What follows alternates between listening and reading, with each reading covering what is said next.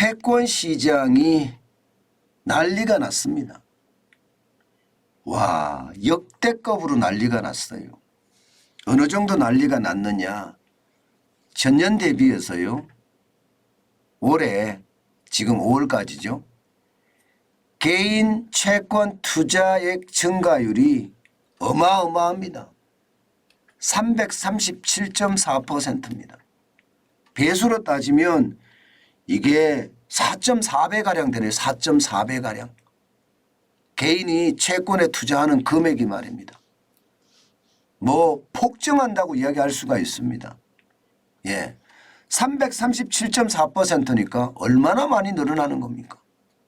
실제로도 여러분 난리도 아닙니다. 지금 보시면 일반적으로 개인이 채권 투자하는 금액은요.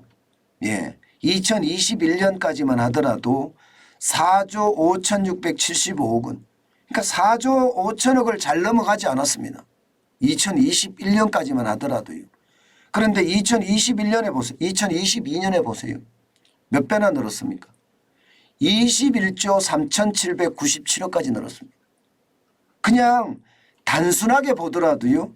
단순하게 보더라도 4배가 더 늘었습니다. 4배가. 그죠? 엄청나죠? 단순하게 말입니다. 4조 5,675억 원이 21조 3,797억 원이 됐으니까 어마어마하게 늘은 거죠. 야, 뭐 이렇게까지 늘어나나 싶을 정도로 말입니다. 그런데 올해는 더합니다. 올해는. 지금 2023년 1월에서 5월까지 보면 14조 7,054억 원이죠. 예. 그런데 작년에는요. 3조 3,619억 원입니다. 무려 말입니다. 11조 3,435억 원이 더 늘어났습니다. 작년 대비해서. 그 작년 대비해서 늘어난 숫자가 바로 337.4%라는 뜻입니다. 진짜 장난 아니죠. 4.4배가 늘어나는 거예요. 재작년 2021년에서 2022년보다가 2022년에서 2023년의 증가율이 굉장히 빠른 속도로 는다는 사실이에요. 그만큼 말입니다. 채권에 대한 어떤 투자 선호도가 굉장히 높다는 거예요.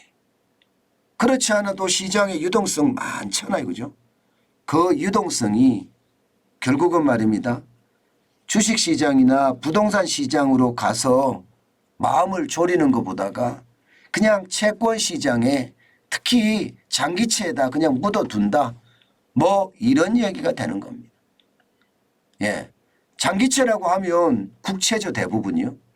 국채 중에서도 뭐 10년 만기, 20년 만기, 30년 만기 이런 장기채에다 묻어둔다는 뜻이에요. 왜 그럴까요?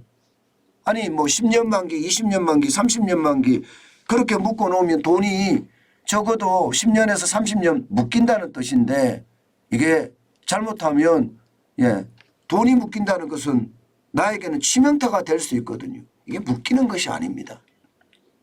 왜 묶이는 것이 아닌가 하면요. 기본적으로요. 채권의 가격은요. 예, 채권의 가격은 금리가 떨어질 때는요. 채권의 가격이 오릅니다. 금리가 올라갈 때는 채권의 가격이 떨어집니다. 지금은 말입니다. 금리가 떨어지고 있습니다. 그럼 채권 가격이 오르겠죠. 채권 가격이 오르면 팔아버리는 거예요. 금리는 난 신경 안 쓰겠다. 그냥 채권 가격을 팔아버리는 거예요. 그러면 어떻게 될까요? 오른 채권 가격만큼 나는 이익을 보는 거죠. 10년짜리를 샀든 20년짜리를 샀든 30년짜리를 샀든 채권도 팔아서 채권 가격이 오른 만큼 나는 이익을 낼 수 있다는 뜻이에요. 그래서 말입니다. 너도 나도 아니 국채라는 게 망하는 게 아니잖아요. 뭐 재수 없으면 10년 20년 30년 들고 있어야 될지도 모르지만 요즘같이 말입니다. 금리가 꼭대기까지 갔다가 이제 동결 3번 동결했습니다. 언젠간 인하할 겁니다. 인하하면 지금 보시는 것처럼 3년물이든 10년물이든 20년물이든 다 내립니다. 지금 2022년 9월 26일 현재 3년물은 4.55%에서 3.34%로 떨어졌습니다. 마찬가지로 10년물은 4.34%에서요 3.45%로 떨어졌고요. 또 20년물은 4.14%에서 3.43%로 떨어졌습니다. 그러면 채권의 가격은 그만큼 더 올라갔겠죠. 채권의 가격이 그만큼 더 올라갔다는 것은요. 모두들에게 이익이 굉장히 많이 된다는 뜻이에요. 예. 그러니까 사람들은요. 금리 내려라. 금리 내릴 때까지 나는 기다리겠다. 나는 채권에서 수익률을 많이 내겠다. 그렇게 생각을 하면서 모두가 채권을 사서 기다리는 거죠. 예. 그러면서 말입니다. 나는 수익률이 10%야. 나는 수익률이 20%야. 나는 수익률이 30%야. 이렇게 이야기하면서요. 채권 시장에서 대박을 냈다는 사람들도 점점 나오기 시작할 겁니다. 그렇게 되면 말입니다. 채권에 대한 부음은 더 커지지 않겠느냐 이런 생각을 많이 해보거든요. 사실 국채 이게 상품마다 예를 들어 3년물이나 10년물이나 20년물 이게 사기가 어려운 사람들도 있잖아요. 복잡하니까. 채권에 대한 이해도 없이 채권을 사면 제가 늘 말씀드리는 거 그냥 섣불 지고 불 속에 들어가는 거다. 그 말씀 제가 드렸잖아요. 그래서 채권에 대한 공부를 하고 난 다음에 채권에 투자해야 된다. 그 말씀도 제가 여러 번 드렸습니다. 지금은 채권에 대한 어떤 기회가 있다고 생각하니까 전부 다 채권으로 몰리거든요. 그래서 단품에 어떤 상품에 투자하기보다는요. 보시는 것처럼 상장지수 펀드에 투자하는 사람들도 굉장히 많이 늘어나고 있습니다. 보시는 것처럼 채권형 ETF에 2021년까지만 하더라도 8조 4천억 원을 투자했는데요. 2023년 5월 현재 4월 말 현재 25조 6천억 원입니다. 굉장히 많이 채권에 투자하고 있죠. 아마 정환진 TV를 보시는 분들도 채권에 대한 관심이 많아서 채권에 대한 투자를 많이 하시는 분들도 있는데요. 굉장히 저는 잘하시는 부분이라고 생각합니다. 반드시 말입니다. 채권 시장에 투자할 때는요.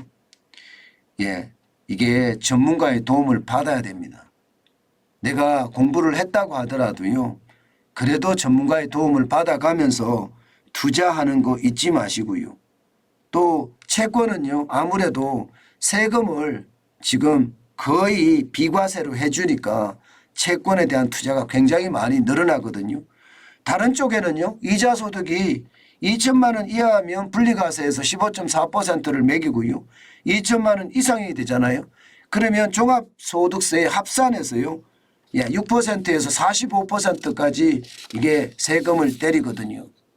그런 측면에서 보면 세금에 대한 혜택까지도 있기 때문에 채권 시장에 대한 어떤 사람들의 어떤 투자가 굉장히 강해진다 이렇게 생각을 할 수 있거든요.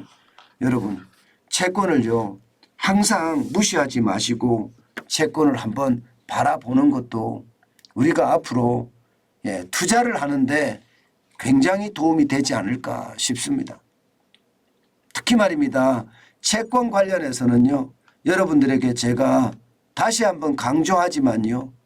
반드시 공부를 하고 시장에 들어가야 된다는 것 꼭 잊지 말았으면 좋겠습니다. 채권 시장을 공부 안 하고 그냥 시장에 들어가는 것은요. 저는 굉장히 나쁜 그런 방법이라고 생각을 합니다. 그만큼 말입니다. 채권은 시장에 대한 투자 가치가 넘치기는 하지만요. 그만큼 모르고 시장에 들어가면요. 그것은 오히려 손해를 볼 수 있다.